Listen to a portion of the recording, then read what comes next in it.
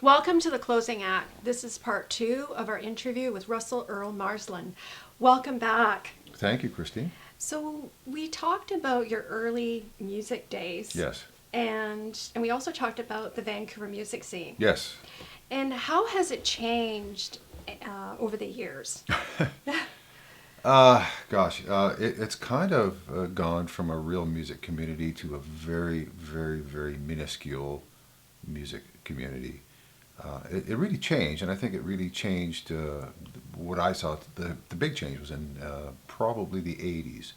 I think when Expo came to Vancouver, and we sort of were introduced to the world more. Lots of different people came to Vancouver to relocate and that kind of thing.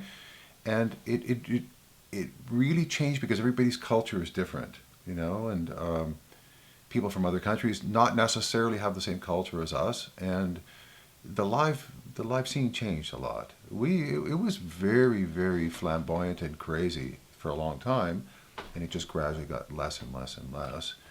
And I think it's just different people have different wishes, different styles of what they want to do, and it really has changed. Lately, it's been really tough because there are very few places to play, and so you would say like it was easier maybe to break in to the music back then? Well, there was more places to play. You had to be good. You couldn't fake it. Good players got lots of work, and it was also the time period. You know, you got to think about the '60s and '70s. Music was everything. Woodstock was here, and as kids watching the Ed Sullivan Show, seeing the Beatles and all that, music was cool, and it really, really took off. You know, '60s and '70s, and even when disco hit, everybody said, "Well, disco is going to be the downfall of live music." Well, it wasn't, because Earth, Wind and Fire happened. All these great bands.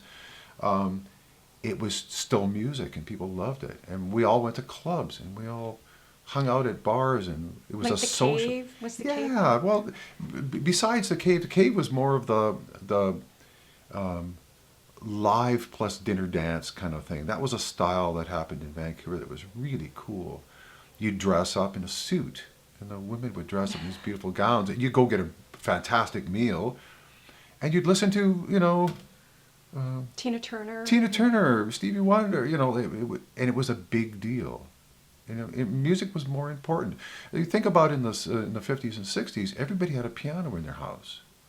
Because everybody had a piano in their house. Everybody, because you wanted to make music. We had theme parties at my folks' place. People would come over and listen to jazz music and Dixieland music, and everything was very cool. But things change. People don't seem to want to go out so much anymore. Maybe it's financial. Maybe it's they're worried about violence. But things have changed to a degree. And I think this is where we need music more than before, really, because music calms people down. And music is what keeps us grounded. It heals. It's part of our culture, and I think culture is super important. We can't just throw it away like it's not valuable, because it's very valuable. And I think we're kind of missing the boat in some ways. I don't want to paint it as a big negative thing, because it's not. It's just different. And in a long-winded way of answering your question, it is really hard for a musician.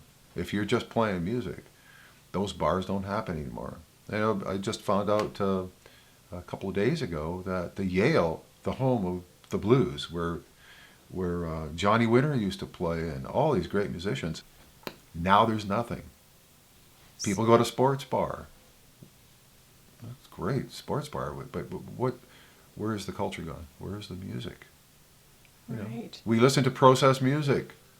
Did you know that when you listen to an iPhone or any of those handheld devices, what they've done is they've taken a song that maybe somebody has recorded on a really, really high-end recording system and squash it down so small and squeeze all the juice out of it so that it only takes up a certain amount of bandwidth or a certain amount of space on your cell phone.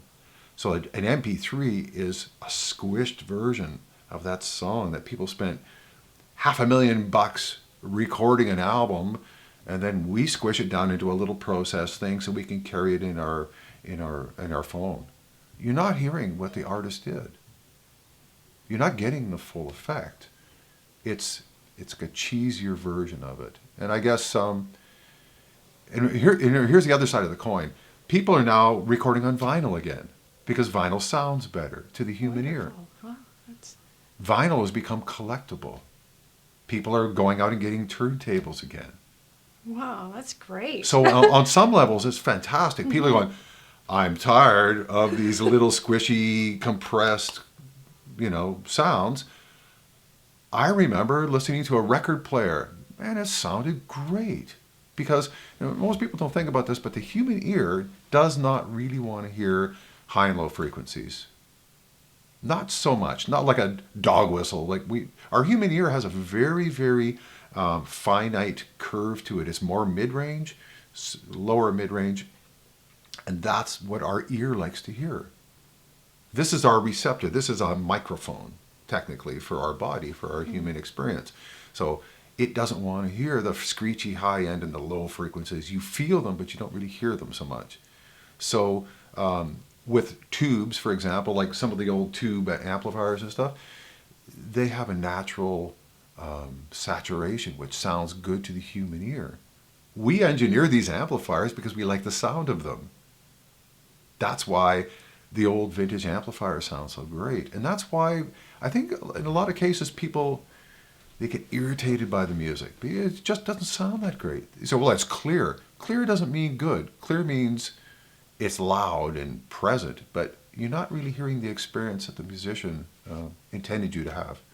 So it's interesting. Things have changed. We think we want things fast. We want 10,000 songs, in your iPhone, where you would buy an album and get 30 minutes. And you would be really thankful to have those 30 minutes. You would treasure them. You would buy the album so you could read the liner notes because you wanted to learn about the artist. The album sometimes, the liner notes of the album was almost as important as the album itself. Right. And we listen to albums too now. We take one song from here, one song from there, one song from there, and this was loud, this was quiet, and this one's disco, and this one's that, blah, blah, blah, blah. We used to buy albums because they were a concept. You listen to Jimi Hendrix' Electric Ladyland, one of the greatest albums of all time for blues guitar players or guitar players. He spent months figuring out what songs to put in what order to take you on this journey. Moody Blues, another perfect example of a concept band. Styx, yes, all these bands that created these fantastic albums that people listen to now, Pink Floyd, gosh, they were concepts, a journey. Why would you take a journey in something that's less than what the artist intended you to have? I guess that's where I'm coming from with that. Well, tell us about performing with B.B. King. Yes, what happened with me is I kind of flubbed something the last time we had a conversation. I was very excited to talk about B.B. King because I played with some of his musicians. When B.B. came to town, this is actually kind of neat because I was working in a music store in North Vancouver, and his bass player and drummer came in pretty much every day that B.B. was doing a show in the International Plaza, it was called, in North Vancouver. And they said, we've been playing together for so many years with B.B. What we'd like to do is I want to play some funky music. Because B.B.'s music is blues music, which is phenomenal and a huge inspiration to me. But the bass player and the drummer wanted another experience other than, that kind of a vibe. They want to play. We'd go downstairs at this music store in North Vancouver, lock ourselves in the drum teaching room. They had no air, no windows, no ventilation, and lock ourselves in that room and play like James Brown grooves for 2.5 hours straight. And the time went fast. Yeah, just like pounding away in this room, sweating profusely and stuff. And then when later on they did the BB show, they start, back to their regular thing. But they wanted to experience funky stuff. So I was honored to play with those guys. That's as close as I could actually physically get to playing with BB on stage. What we did do though is with James Brown. That was a big thing for me because we actually shared the stage with James and saw him interacting with our band, which was pretty intense. Because that was my other, the funky music was a big deal for me.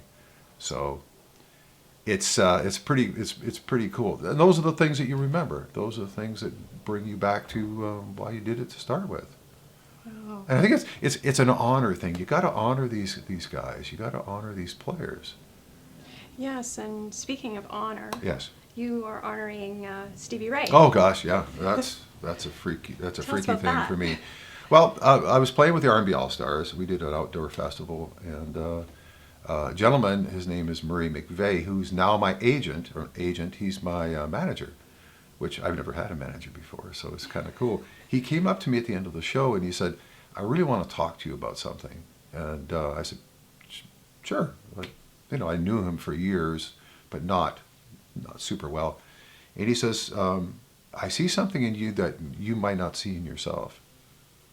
Kind of an odd thing to say, I said, what exactly do you mean? He said, "Well, have you ever considered doing a tribute to Stevie Ray Vaughan?" I went, "Phew." For me, loving the music of all these great guitar players, Stevie, of course, Hendrix, of course, all these great guitar players, I kind of felt in a way it'd be like trying to steal their soul or trying to, I never went that way. I was inspired by them, of course, and we're inspired by all the music we listen to. But I remember a guy said to me one time, he said, "Look, if you lost 50 pounds, you could be Carlos Santana." Well, I love Carlos, I love his music, I always have, right?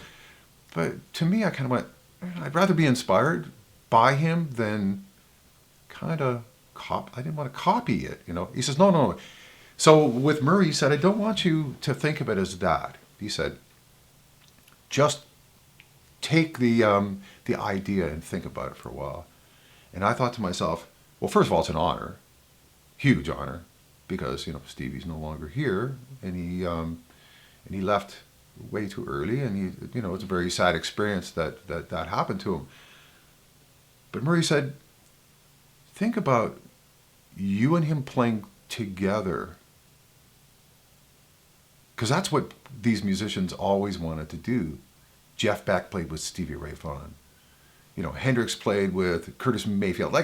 Everybody wanted to play together, So what would it be like if you thought of it more on those terms? That was my, that was my way of thinking it was a cool thing to do. So anyways, he asked me to do the Stevie show, and I thought about it for a while, and I sat down and I played some of the songs with, out of reverence and, thinking about how it was going to all work out.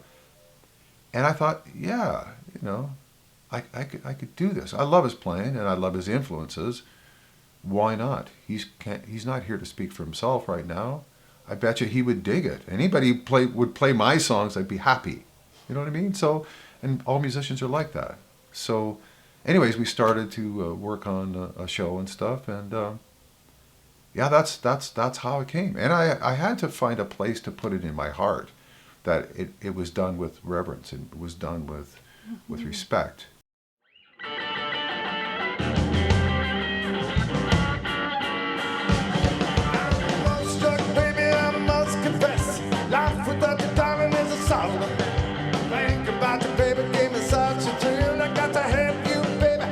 Get my through.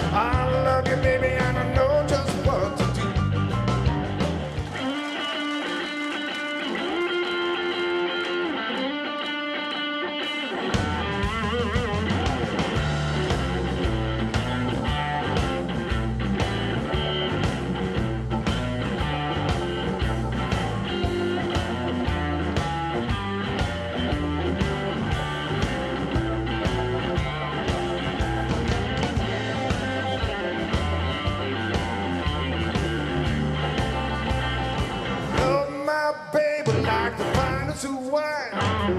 Been together till the end of time. She's my sweet little thing. She's my pride and joy. She's my sweet little baby. I'm a little boy.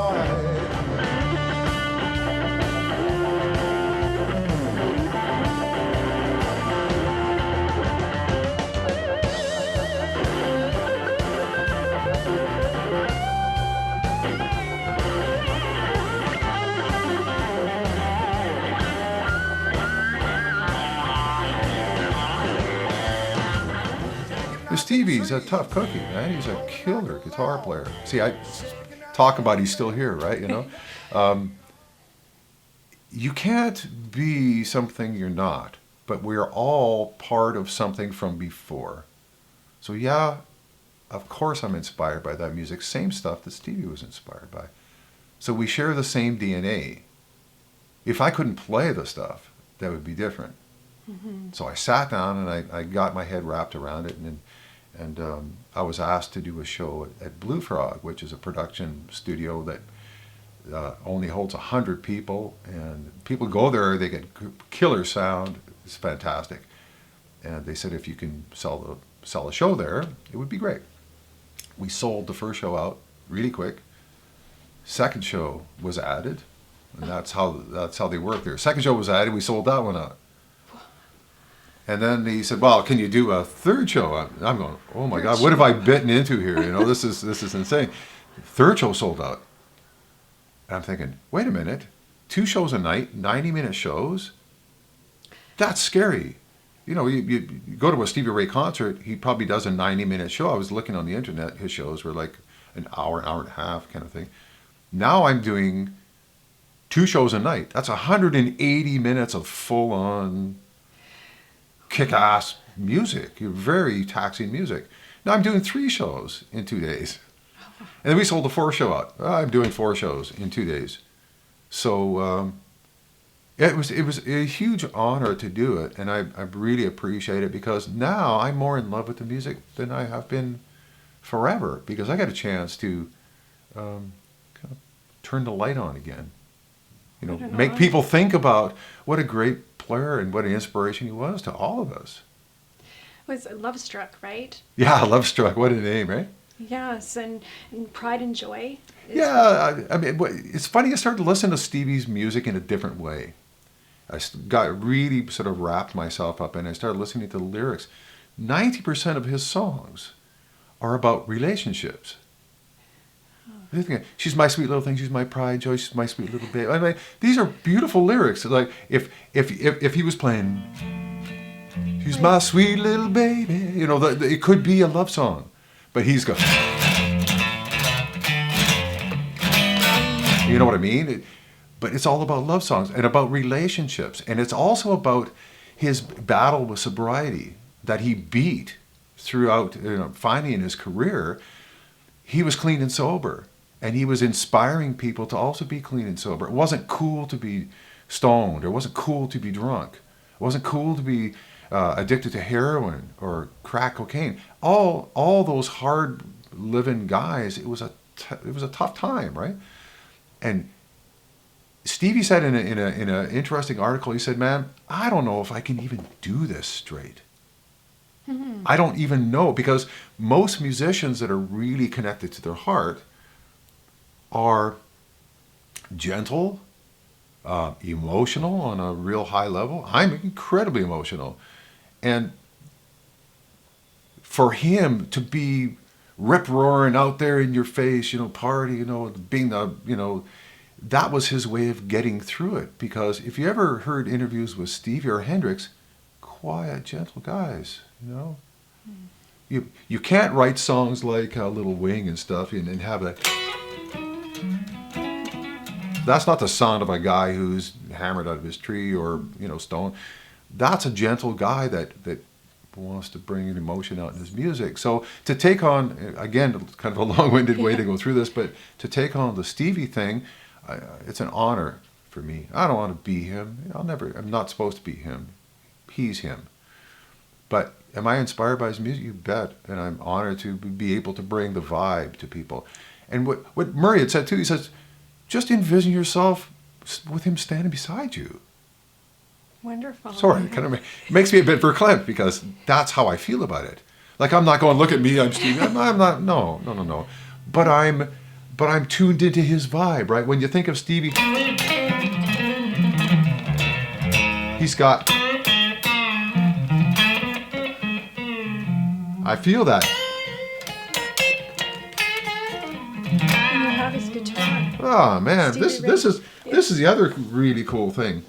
There is a company that builds their replica guitars.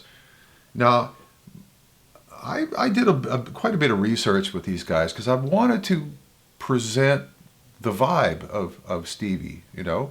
And what a better way than a guitar that was modeled after his number one. They called it his first wife.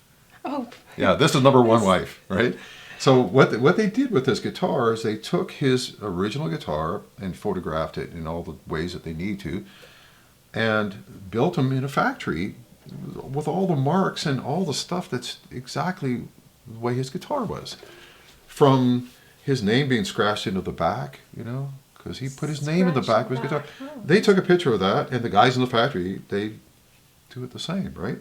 And all the wear marks and stuff that Stevie put on his number one guitar, even down to the stickers and everything, that was him. That was his favorite guitar.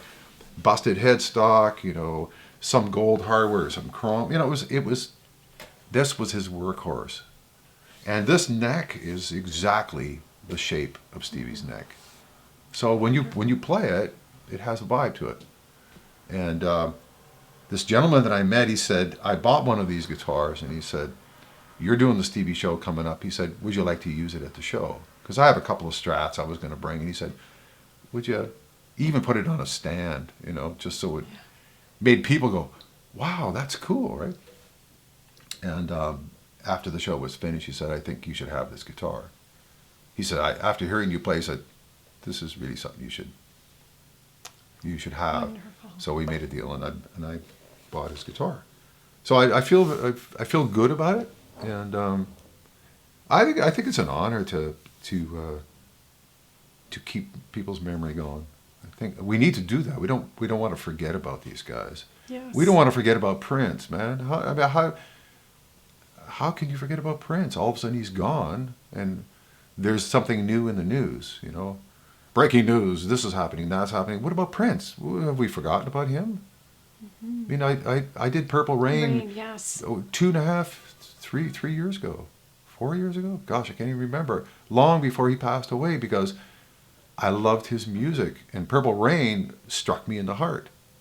And also, Jimi Hendrix was a huge influence on Prince. You listen to Prince's guitar playing, man, that's totally Hendrix. Don't you know the times, baby, they're changing. Have mercy.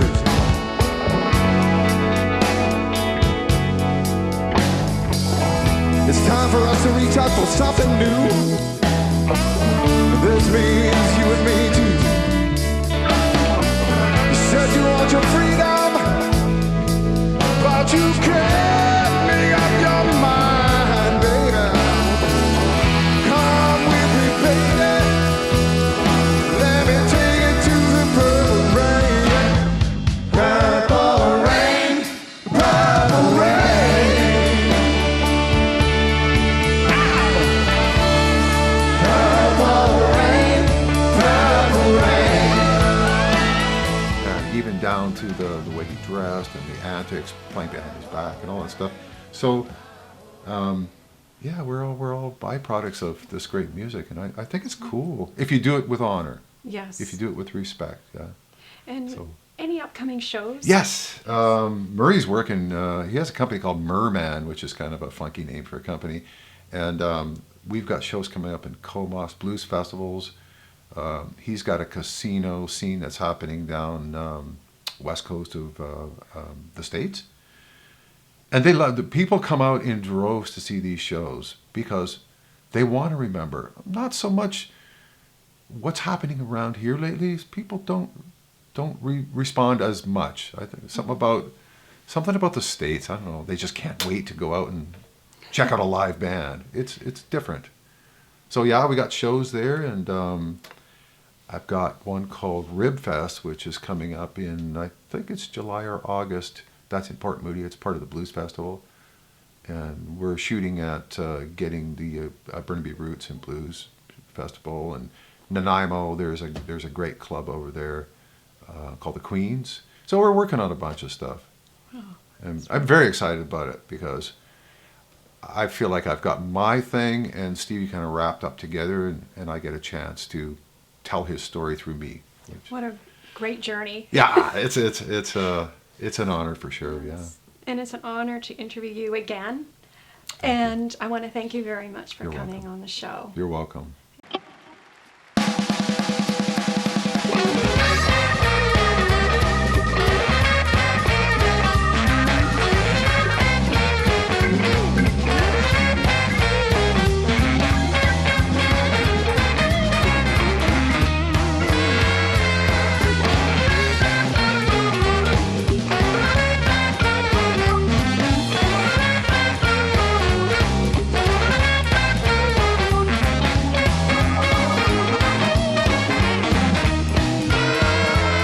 Yeah, jumping in the morning, jumping late at night.